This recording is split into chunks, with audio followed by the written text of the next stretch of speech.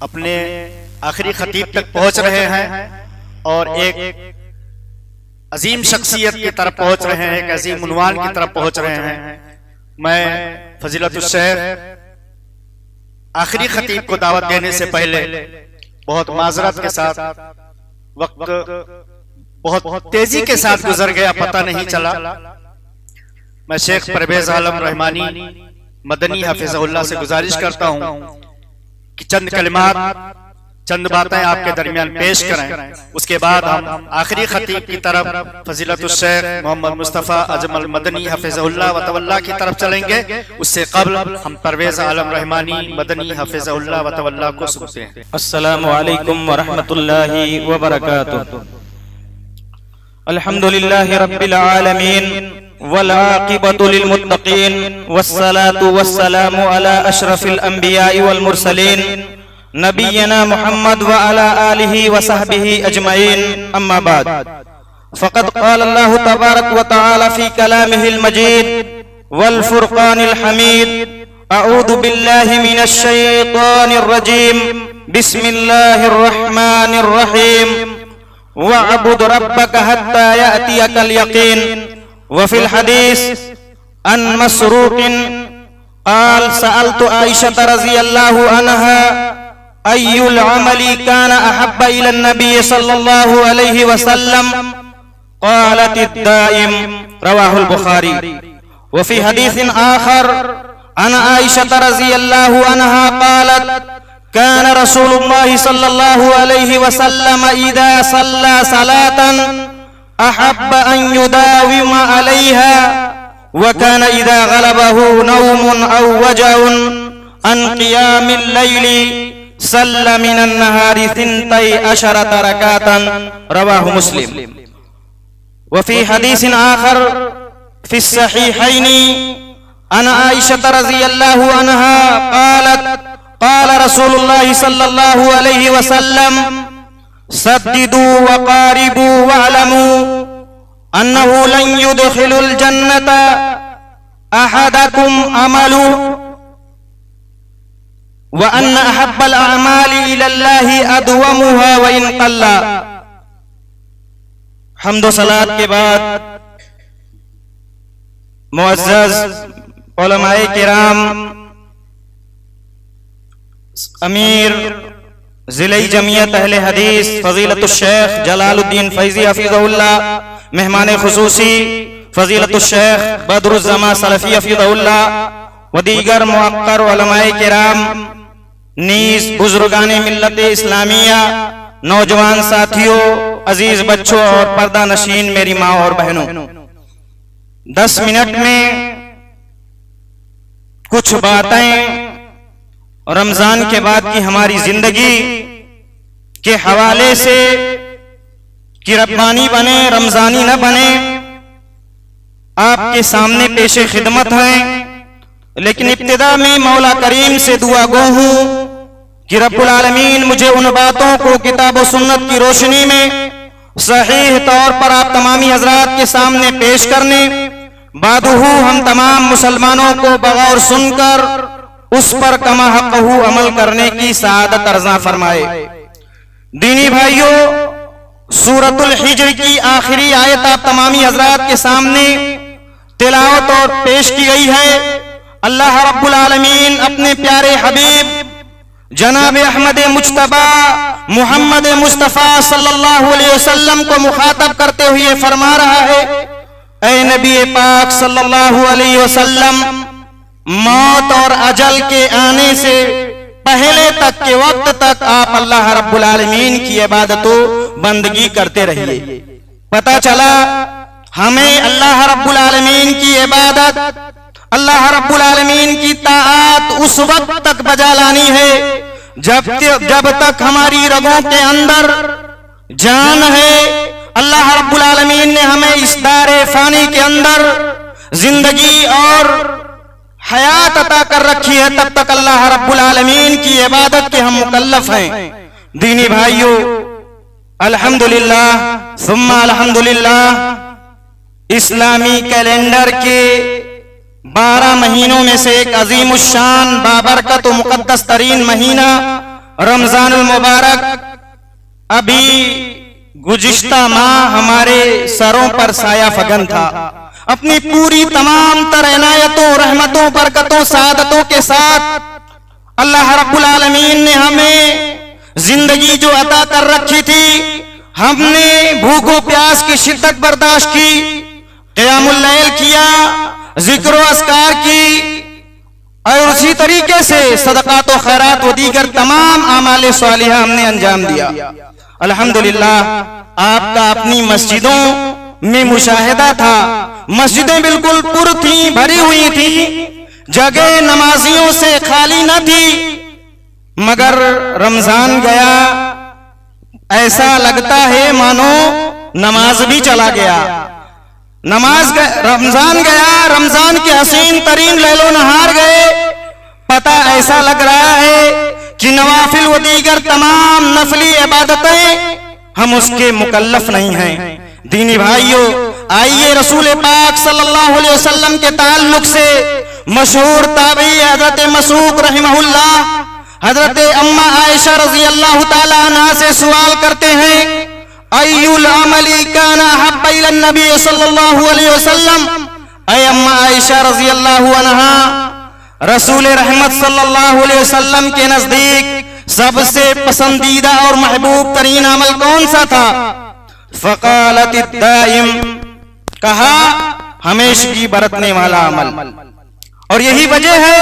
کہ اللہ کے رسول صلی اللہ علیہ وسلم کے تعلق سے اما عائشہ رضی اللہ تعالی عنہ مسلم کی ایک روایت میں بیان کرتی ہیں کہ کان رسول اللہ صلی اللہ علیہ وسلم اذا صلی صلاۃ، اللہ کے رسول صلی اللہ علیہ وسلم کا یہ عمل تھا، جب آپ نماز پڑھتے تھے تو احب ان یداوم علیہا،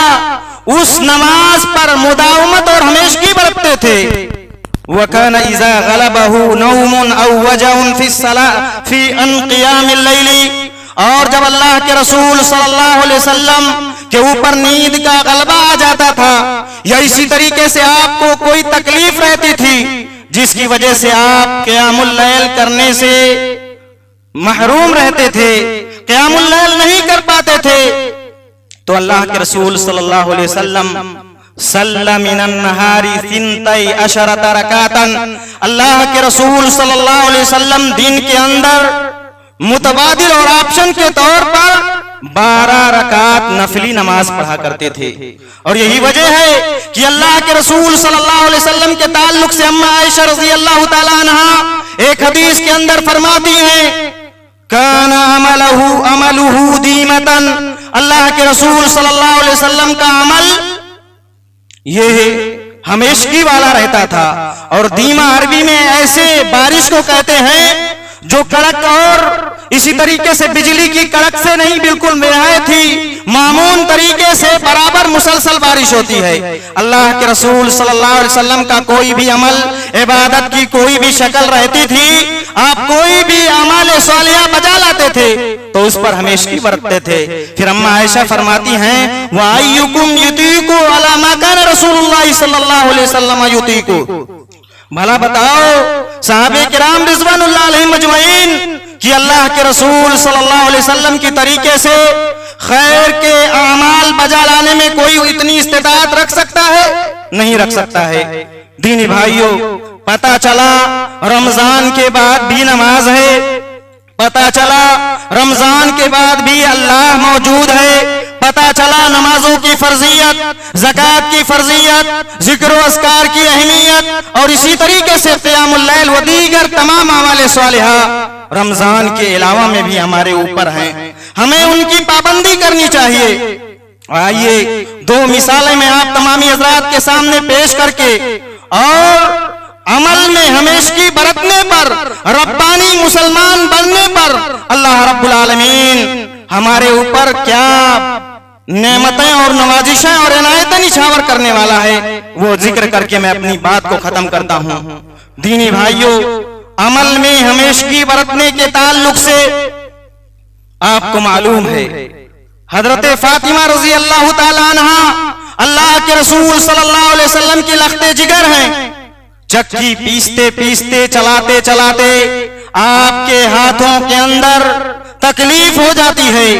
پتا چلتا ہے کہ اللہ کے رسول صلی اللہ علیہ وسلم کے پاس مال غنیمت میں کچھ قیدی آئے ہیں، اللہ کے رسول صلی اللہ علیہ وسلم کی خدمت میں شکایت لے کر اور خادم طلب کرنے کے لیے اللہ کے رسول صلی اللہ علیہ وسلم کی خدمت میں حاضر ہوتی ہیں۔ بخاری اور مسلم کی روایت ہے، حضرت علی رضی اللہ تعالیٰ عنہ بیان کرتے ہیں، آتی ہیں اللہ کے رسول صلی اللہ علیہ وسلم کو تلاش کرتی ہیں، فلم تصادفه، اللہ کے رسول صلی اللہ علیہ وسلم سے ملاقات نہیں ہوتی ہے، کیا کرتی ہیں اما عائشہ رضی اللہ تعالی عنہا کو مکمل پورا ماجرا بیان کر دیتی ہیں اور واپس گھر لوٹ جاتی ہیں۔ اللہ کے رسول صلی اللہ علیہ وسلم جب اما عائشہ رضی اللہ تعالی عنہا کے گھر تشریف لاتے ہیں، عائشہ رضی اللہ تعالی عنہا حضرت فاطمہ رضی اللہ تعالی عنہا کی اس طلب کو، اس درخواست کو بیان کرتی ہیں۔ اللہ کے رسول صلی اللہ علیہ وسلم حضرت علی بیان کرتے ہیں، ہمارے گھر پر تشریف لاتے ہیں اس حال میں کہ ہم دونوں میاں بیوی سوئے ہوئے ہیں۔ اللہ کے رسول صلی اللہ علیہ وسلم کو دیکھ کر ہم اٹھنے لگتے ہیں۔ اللہ کے رسول صلی اللہ علیہ وسلم فرماتے ہیں، اے علی فاطمہ تم اپنے بستر پر ہی لیٹے رہو، اور پھر اس کے بعد آ کر بیٹھ جاتے ہیں۔ حضرت علی فرماتے ہیں اللہ کے رسول صلی اللہ علیہ وسلم ہمارے درمیان اس طریقے سے بیٹھ جاتے ہیں کہ آپ صلی اللہ علیہ وسلم کے قدموں کی ٹھنڈک ہمیں محسوس ہوتی ہے۔ پھر اللہ کے رسول کہتے ہیں اے علی و فاطمہ تم دونوں سن لو، کیا میں تمہیں ایسا وظیفہ نہ بتلا دوں، ایک ایسا متبادل آپشن نہ بتلا دوں کہ جو تمہارے خادم کے اس طلب اور ریکویسٹ سے زیادہ بہتر ہے۔ اللہ کے رسول صلی اللہ علیہ وسلم پھر بتلاتے ہیں کہ تم 33 بار سبحان اللہ، 33 بار الحمدللہ اور 34 بار اللہ اکبر یہ تسبیح اور ذکر و اذکار کا یہ وظیفہ ورد کرتے رہو، ذکر و اذکار اللہ کی ان کلمات کے ذریعے سے کرتے رہو، یہ تمہارے لیے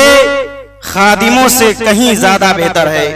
عمل میں مداومت دیکھیے دینی بھائیوں۔ حضرت علی رضی اللہ تعالیٰ عنہ ترمذی کی روایت ہے، فرماتے ہیں اس وقت اس کے بعد اللہ کے رسول صلی اللہ علیہ وسلم نے جب یہ وظیفہ بتلا دیا، جب تک میں باحیات رہا میں ان کلمات کے ذریعے سے اللہ کا ذکر و اذکار کرتا رہا۔ عمل میں ہمیشگی یہ ایک مومن کی شان ہے، ایک مومن کا شیوا ہے اور اس کی بڑی فضیلت ہے۔ سب سے بڑا فائدہ عمل میں ہمیشگی برتنے کا سبب لدخول الجنہ، جنت میں داخلے کا ذریعہ ہے عمل میں ہمیشگی برتنا۔ آئیے دلیل حضرت ابو ہریرہ رضی اللہ تعالیٰ عنہ کی روایت ہے، اللہ کے رسول صلی اللہ علیہ وسلم نے ایک بار حضرت بلال رضی اللہ تعالیٰ عنہ سے پوچھا، اے بلال کون سی ایسا ثواب کا عمل تم کرتے ہو کہ جس عمل کے جو عمل اللہ کو اتنا بھاری اور پسند آ گیا ہے کہ میں تمہارے جوتے کی، تمہارے کھڑاؤں کی آواز جنت میں مجھے سنائی دیتی ہے۔ حضرت بلال رضی اللہ تعالیٰ عنہ نے کیا عمل بتلایا؟ کہا اے اللہ کے رسول صلی اللہ علیہ وسلم میں کوئی بہت بڑا عمل نہیں کرتا ہوں، ہاں البتہ جب بھی میں دن اور رات کی کسی بھی گھڑی میں پاکی حاصل کرتا ہوں تو پاکی حاصل کرنے کے بعد اللہ مجھے جتنی استطاعت اور وسعت دیتا ہے اتنا میں اللہ کو یاد کرتا ہوں، اللہ کی عبادت، نفلی عبادتوں کا اہتمام کرتا ہوں۔ دینی بھائیوں، پہلا فائدہ عمل میں ہمیشگی برتنے کا، ربانی بننے کا یہ ہے کہ اللہ رب العالمین آپ کو جنت میں داخل کرے گا۔ دوسرا فائدہ آپ کو یہ ہوگا کہ اگر آپ عمل میں ہمیشگی برتیں گے تو اللہ رب العالمین آپ کو اپنا محبوب بنا لے گا، اللہ کی محبت آپ کو شامل حال رہے گی۔ حدیث قدسی ہے، اللہ رب العالمین فرماتا ہے وَمَا يَزَالُ عَبْدِي يَتَقَرَّبُ إِلَيَّ بِالنَّوَافِلِ حَتَّى أُحِبَّهُ فَإِذَا أَحْبَبْتُهُ كُنْتُ سَمْعَهُ الَّذِي يَسْمَعُ بِهِ وَبَصَرَهُ الَّذِي يُبْصِرُ بِهِ وَيَدَهُ الَّتِي يَبْطِشُ بِهَا وَرِجْلَهُ الَّتِي يَمْشِي بِهَا وَلَئِنْ سَأَلَنِي لَأُوتِيَنَّهُ اللہ فرماتا ہے برابر عملوں پر، نیک اعمال پر، نوافل کے بجا لانے کے ذریعے سے میرا بندہ مجھ سے قربت حاصل کرتا رہتا ہے، یہاں تک کہ عمل میں ہمیشگی برتنے کی وجہ سے میں اس کو اپنا محبوب بنا لیتا ہوں، اور جب محبوب بنا لیتا ہوں تو میں اس کی نگاہ بن جاتا ہوں جس نگاہ کے ذریعے سے وہ دیکھتا ہے، اس کا کان بن جاتا ہوں جس کان کے ذریعے سے وہ سنتا ہے، اس کا ہاتھ بن جاتا ہوں جس ہاتھ سے وہ پکڑتا ہے، اس کا پیر بن جاتا ہوں جس پیر سے وہ چلتا ہے۔ اگر میرا نوافل پر ہمیشگی برتنے والا میرا یہ پسندیدہ محبوب ترین بندہ مجھ سے دریافت کرے، مجھ سے سوال کرے، مجھ سے مانگے، مصائب و آلام جب اس کے اطراف و اکناف گھر جائیں، پریشانیوں میں مبتلا ہو جائے، اگر مجھ سے سوال کرتا ہے تو میں اس کو عطا کرتا ہوں، میں اسے نوازتا ہوں، میں اسے دیتا ہوں۔ اور اگر وہ شیطان سے پناہ میری چاہتا ہے تو میں اس شیطان کے وساوس سے، اس کے تجل و فریب سے میں اسے بچاتا ہوں۔ دینی بھائیو، تیسرا اور آخری فائدہ عمل میں ہمیشگی برتنے کا آپ کو معلوم ہونا چاہیے کہ عمل میں اگر ہم ہمیشگی برتتے ہیں تو قیامت کے دن نفلی اعمال جو ہم اللہ کی خوشنودی کے لیے اس دنیا کے اندر کرتے ہیں، یہی ہمارے فرائض کی تنقیص اگر ہوئی ہے، کمی واقع ہوئی ہے، تو اللہ رب العالمین ان نفلی عبادتوں کے ذریعے سے فرائض کی بھرپائی کرے گا۔ آپ وہ حدیث سنیے جس کے اندر اللہ کے رسول صلی اللہ علیہ وسلم ارشاد فرماتے ہیں کہ قیامت کے دن اللہ رب العالمین اپنے بندے سے سب سے پہلا حساب نماز کا کرے گا۔ اگر اس کا نماز درست، اس کے تمام دیگر سارے اعمال درست، اور اگر نماز درست نہیں تو اس کے سارے اعمال اکارت اور ضائع برباد ہو جائیں گے۔ قیامت کے دن اللہ رب العالمین جب حساب کرے گا، ایک ایسا بندہ ہوگا کہ جس کے فرائض کے اندر کمی واقع ہوئی ہے، سستی واقع ہوئی ہے، وہ اللہ رب العالمین اپنے فرشتوں سے سوال کرے گا، حالانکہ مولا کریم اس بارے میں بخوبی جانتا ہے۔ اے میرے فرشتوں، بتاؤ میرے اس بندے کی جس کے فرائض کے اندر کمی واقع ہوئی ہے، اس کے پاس کچھ نفلی اعمال ہیں، نفلی اعمال اس کے نامہ اعمال میں ہیں۔ فرشتے دیکھیں گے، کہیں گے ہاں اے رب العالمین، اس نے نفلی اعمال پر مداومت اور ہمیشگی برتی ہے۔ اللہ رب العالمین فرمائے گا اس فرائض کی کمی کا کفارہ، اس کی بھرپائی اس نفلی عبادتوں کے ذریعے سے کر لو۔ دینی بھائیو، لہذا ہمیں نفلی اعمال اور خصوصی طور پر جیسا کہ آپ تمامی حضرات کو اس سے پہلے بھی بتلایا گیا کہ اللہ موجود ہے، نمازوں کی فرضیت قیامت تک، اور اسی طریقے سے آپ کی زندگی کی آخری رمق کے باقی رہنے تک آپ کے اوپر فرض ہے، اور آپ نمازوں کی پابندی کریں۔ اللہ موجود ہے، اللہ سال کے دیگر 11 مہینے موجود ہے کہ ہم اللہ کی راہ میں دعا کر، اے مولا تو ہمیں رضی بنا۔ العالمین جی کیسے ماہ مبارک کر اندر بھوکوں کی شدت کو پر کرتے نماز کا اہتمام کیا، وضو کا اہتمام، صدقہ خیرات کیا، و دیگر عبادتوں قائم کیا، تیرے کلام اللہ واسکا میں بجا لایا۔ اے رب العالمین سال دیگر 11 مہینے بھی اسی طریقے سے ایک اعمال لانے کی توفیق فرما۔ رب العالمین اس گھڑی اس جگہ میں کریم تو سے فتح کر رہے ہیں۔ آج دشمنان دین مسلمانوں کے ساتھ گاہوں جان و مال کے در میں اے رب تو سے فریاد کر رہے ہیں، مسلمانوں کی مقاط عبادت میں جان و مال کی فرما۔ العالمین ہماری اسی کو قبول فرما۔ رب العالمین اس اجلاس کی انتظام تمام و ان میں چاہے ذمہ ہوں، مسجد ہوں یا اسی طریقے سے ذمہ دارانے ذمت اہل حدیث، مولا تمام کی شوق کو شبولیت بخش۔ رب العالمین تو ہمیں قومت اور ہمیشہ کی توفیق نہ، رب العالمین سے محبت کا توفیق عنایت فرما، جب تک اس کے اندر زندہ رکھ جب ہمارا خاتمہ ایمان بل ہو۔ آمین۔ اقول قولی ھذا واستغفر الله لي ولكم ولسائر المسلمين فاستغفروه انه هو الغفور الرحيم واخر دعوانا الحمد لله رب العالمين والسلام عليكم ورحمة الله وبركاته۔ رب العالمین سے محبت کا توفیق عنایت فرما، جب تک اس کے اندر زندہ رکھ جب ہمارا خاتمہ ایمان بل ہو۔ آمین آمین۔ اقول قولی ھذا واستغفر الله لي ولكم ولسائر المسلمين فاستغفروه